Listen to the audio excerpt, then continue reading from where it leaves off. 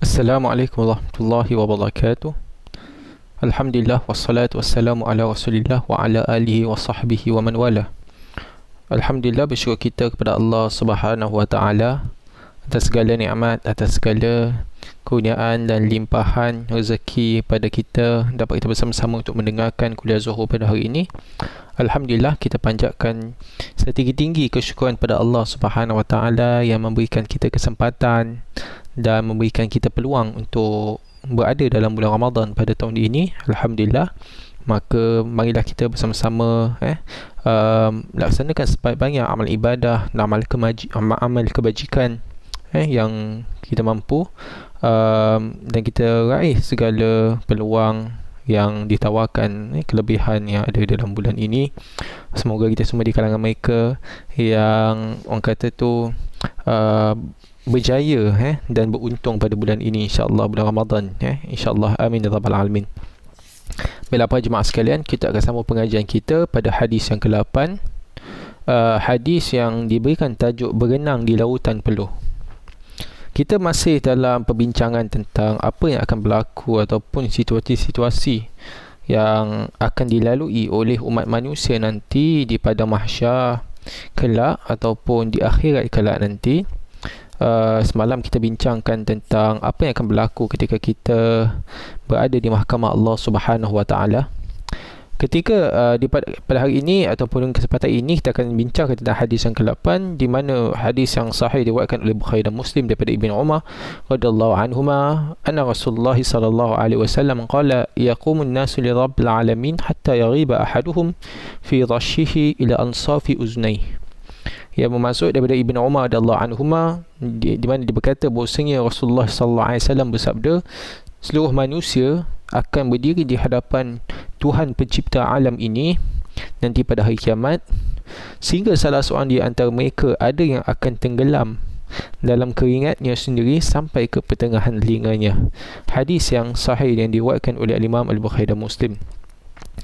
Para jemaah sekalian, kita maklum akan situasi di akhirat kelak nanti berdasarkan daripada firman Allah Ta'ala dalam Al-Quran dan dalam hadis-hadis yang pelbagai, di mana ia merupakan satu situasi ataupun satu keadaan yang berbeza mengikut orang. Jadi orang yang baik beriman, banyak amal kebajikannya, dan digolongkan di antara mereka yang khusus golongannya, maka mereka akan melalui pada mahsyar ataupun di akhirat nanti keadaan mereka berbeza daripada mereka yang sebaliknya lah.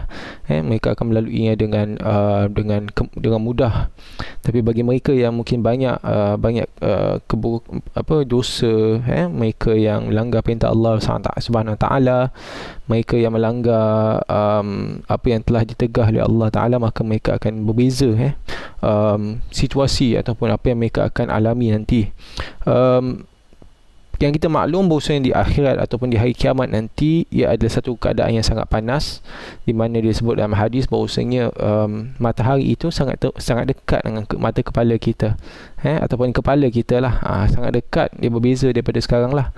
Kalau sekarang kita nampak jauh dan kita jaraknya itu selamat untuk kita, dan walaupun panas mungkin, tetapi ia adalah jarak yang selamat, di mana kita boleh raih manfaat daripada sinaran ataupun cahaya matahari. Tetapi nanti di akhirat nanti, walaupun dekat, kalau kita fikirkan dia memang tak logik lah. Kalau dekat sangat macam gitu, maka kita ini semua dah mati kan, ataupun kita yang dah terbakar dah. Tetapi di akhirat nanti tak adalah sampai terbakar, tetapi ia akan sangat panas, yang di mana disebut dalam hadis itu bahawasanya kita ini adalah tu kita dalam keadaan yang tidak berpakaian, dalam keadaan yang kecelaru, semua tengah bingung apa nak buat, bagaimana ni, masa yang telah dijanjikan telah tiba. Bagi orang yang beriman tu mungkin mereka akan tenang lah. Bagi yang tidak beriman atau mereka yang tidak indahkan peringatan Allah Subhanahu Wa Taala dan peringatan yang telah diberikan oleh Nabi SAW, maka mereka akan kabut lah. Mereka akan cari ahli keluarga mereka, semua mereka dah tak ada kisah lah. Semua dah risaukan akan keadaan diri mereka, apa yang akan terjadi para jemaah sekalian. Maka selepas selepas kita ini semua dibangkitkan oleh Allah Subhanahu Wa Taala daripada kubur kita, iaitu yang dikenali sebagai ba'as, kita akan dikumpulkan di padang mahsyar untuk dihisap dan diperhitungkan segala amal ibadah ataupun amalan kita masa kat dunia. Dan itulah saat yang kita akan nantikan, dan masa itu kita nak tunggu tu. Maka matahari itu sangat dekat dan ada yang sampai berpeluh, dan disebut dalam hadis ini bahawasanya di mana salah seorang di antara kita ataupun ada mungkin sebahagian golongan yang di mana mereka ini akan tenggelam dalam keringat mereka sendiri sampai ke pertengahan telinga kita. Dia tenggelam lah. Dalam hadis yang lain disebut, Nabi SAW sebut bahawasanya ada yang tenggelam sampai buku lali, ada tenggelam sampai bahagian pinggang ataupun perut, ada sampai bahagian dada. Beza dia tenggelam berapa dalam itu ia berbalik kepada amal ibadah ataupun bagaimana dia melaksanakan tanggungjawab dia ataupun bagaimana keadaan dia dekat dunia.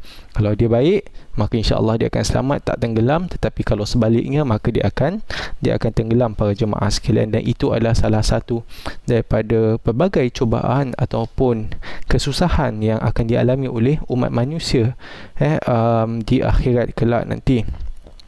Maka seperti kita maklum bahawasanya keadaan manusia ini dia berbeza-beza berikut kepada amalan masing-masing. Berapa dalam dia tenggelam itu ia berdasarkan daripada amalan dia, bergantung kepada apa yang dilakukan masa di dunia. Tetapi ini teringatkan saya kepada sebuah hadis, hadis yang masyhur yang biasa kita baca, hadis yang sahih yang diriwayatkan oleh Imam Al-Bukhari dan Muslim daripada Abi Hurairah radhiyallahu anhu, di mana Nabi sallallahu alaihi wasallam bersabda tentang sab'atun yuzilluhumullah fi zilli yauma la zilla illa zilluh, iaitu 7 golongan yang akan diberikan naungan oleh Allah Subhanahu Wa Taala pada hari yang tidak ada naungan kecuali naungannya. Iaitu pertama sekali adalah al-imamul adil, iaitu pemimpin yang adil. Kedua adalah rajulun atau syabun nasya'a fi ibadati rabbih, iaitu seorang pemuda yang membesar dalam dengan beribadah kepada Tuhannya. Kemudian juga adalah lelaki ataupun rajulun lelaki yang hatinya terpaut kepada masjid. Kemudian orang yang mencintai sahabatnya, tahabba fillah ijtama alaihi wa tafarqa alaihi, lelaki yang mencintai sahabatnya, mereka mencintai sahabatnya kerana Allah Taala, di mana mereka berpisah dan mereka berjumpa kerana Allah Subhanahu Wa Taala. Dan juga lelaki yang digoda untuk berzina tapi dia tahan diri dia dan mengatakan ini akhafullah, aku takut kepada Allah Subhanahu Wa Taala. Dan juga lelaki ataupun seseorang yang menyembunyikan sedekah dia, hatta la ta'lam yaminuhu ma tunfiqu shimaluhu, dia buat sedekah tapi dia sembunyikan apa yang disedekahkan, sampaikan perumpamaan tangan kiri dia tidak tahu apa yang diberikan oleh tangan kanan dia. Dan juga rajulun, orang yang mengalirkan air mata kerana kerana takutkan Allah Subhanahu Wa Taala ketika dia bersendirian. Seseorang yang mengalirkan air mata ketika bersendirian beribadah ataupun beruzlahkan diri dia kepada Allah Subhanahu Wa Taala, maka dia menangis merenangkan dosa-dosa yang dia telah lakukan dan memohon keampunan Allah Subhanahu Wa Taala. Ini 7 golongan ini, insya-Allah ini saya sebutkan sebagai ringkasan ataupun sebagai kita nak lalu saja. Tapi insya-Allah kita akan tentuh dengan mendalam tentang 7 golongan ini pada kesempatan yang akan datang.